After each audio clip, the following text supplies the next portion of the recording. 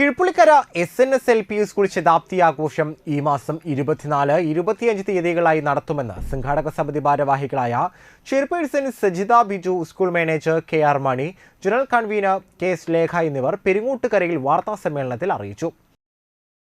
24-ന് ഉച്ചയ്ക്ക് 1 മുതൽ കുട്ടികളുടെ കലാപരിപാടികൾ നടത്തനത്തോടെയാണ് തുടക്കം. തുടർന്ന് ചേരുന്ന യോഗത്തിൽ TN പ്രതാപൻ MP ഉദ്ഘാടനം നിർവഹിക്കും. നാട്ടിക MLA CC മുകുന്ദൻ അധ്യക്ഷത വഹിക്കും.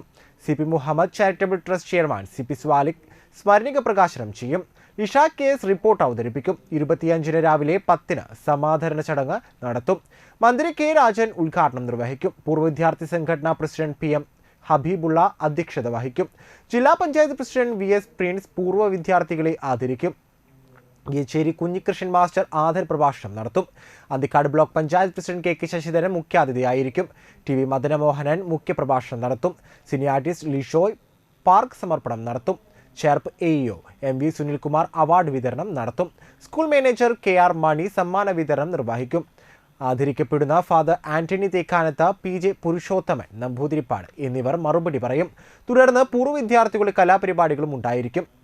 Convener Hamdan Vittiyattil, OIC treasurer Abdul Majeed Karyakkulam എന്നിവരും വാർത്താ സമ്മേളനത്തിൽ പങ്കെടുത്തു. 24-ാം തീയതി ശതാബ്ദി ആഘോഷങ്ങളുടെ ഉദ്ഘാടനം ബഹുമാനപ്പെട്ട തൃശൂർ MP TN പ്രതാപൻ നിർവഹിക്കുകയാണ്.